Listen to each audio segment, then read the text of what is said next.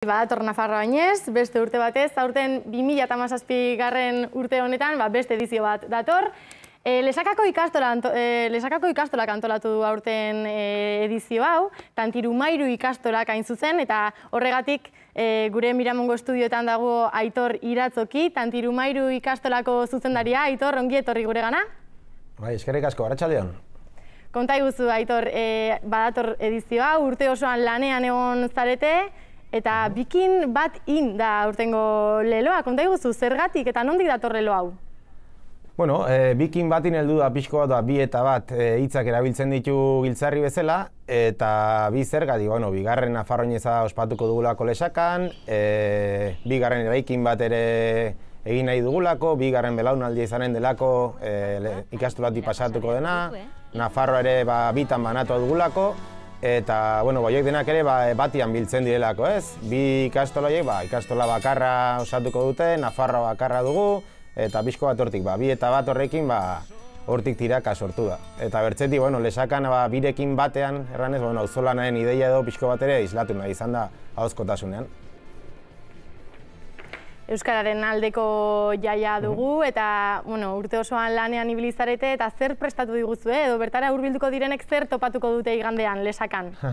Urte terdire badugu, 150 voluntariotik gotxira lanean gabiltza, jota fuego, eta tartekara gehiago behar izan dugunean, jende gehiago ere animatu izan da, eta horixe, lau gune ditugu, pixko bat hiru herrian, hiru belardietan eta kokatuko denak, eta laugarren bat herrigunean kokatua dagoena, eta horixe, erreka bazterretik doaien ibilbide bat, 3 kilometro eta erdikoa, eta denek erratxe egiteko modukoa.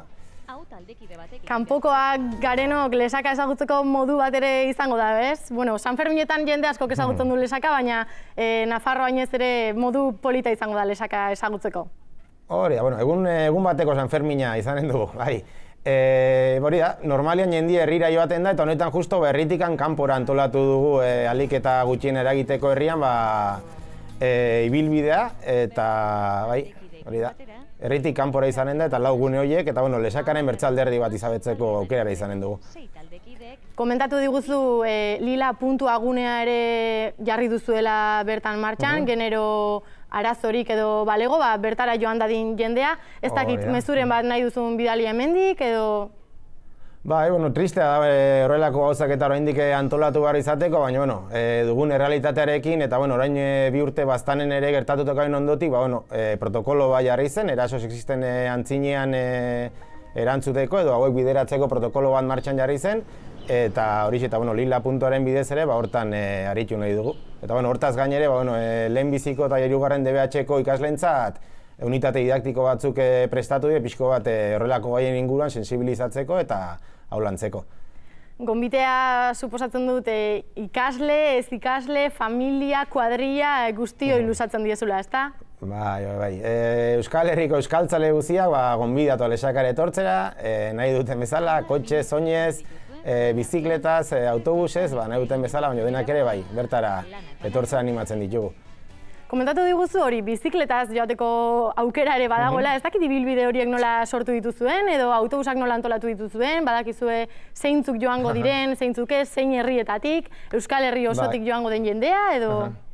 Bai, hori da, Lesaka izautzen duen antzako, badaki ez, baiara estu bada, orduan gomendatzen dugu, alden neurrian garraio publikoan joateko. Bai, herri desberdinetatik antolatutako autobusetan, horiek geldituko dela bertan, ibilbidetik bueltan, edo bertzela ere, adibidez Gipuzkoatik heldu direnentzako, bai Renfetik, Topotik, naiz Bixeratik, autobus bereziak egonen dire, eta gero, bera eta Etxalartik, bertan aparkatu daiteke, eta bertan egonen dire autobusak ere lanzadera moduan joateko.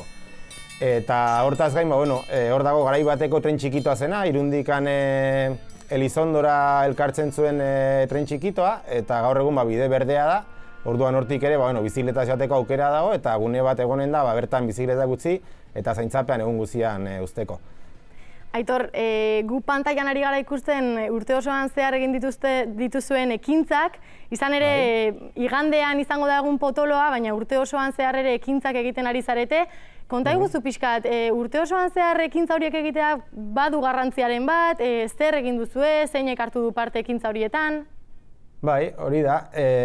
Jarduera taldekoek antolatu dituzte urte guztiko ekintzak, ez? Alde batetik pixko bat Nafarroinezaren inguruan jendia elkartu eta girotzeko, eta bertzetik ere, herritarrei zerbait ere eskaintzeko, ez? Orduan antolatu dire jarduera desberdinak eta pixko bat memoria historikoa landu da, sormena, Lesakan industrializazioa, fabrika etorri zen eta horrek izandako eraginare landu da, hor etorri zen jendearekin izan ziren harreman horiek ere landu dire, eta orduan horren inguruan antolatu dire gauza desberdinak eta pixkot berrikuntza bat, gauza berriak eskaini jendiari eta pixko bat memoria ere landuta, ikusi nondik gatozen eta horrekin jakiteko nora joan nahi dugun.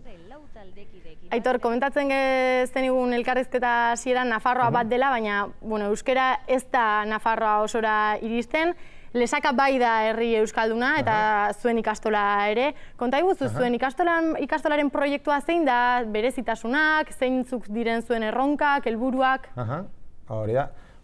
Ikastola gaur ditugu 53 urte, ez? Eta sortu zen, Euskal Herriko gainontzeko ikastolak bezala, euskarazko hezkuntza bat eskaintzeko helburuarekin. Orduan, horretan segitzen dugu, ikastola txikia gara, egun bat ikasle edo dituena, eta, pixko bat aldarrikatzen dugu euskarazko hezkuntza eskaintzeaz gain,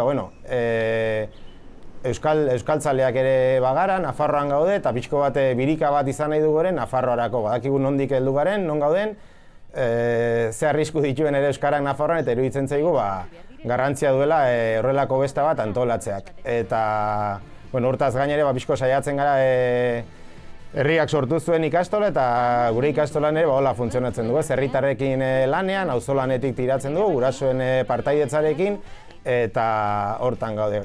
Kontua zein da ikastola txiki gelditu zaigula, eta orduan onduan bertze eraikin bat egiteko beharra sumatu dugula.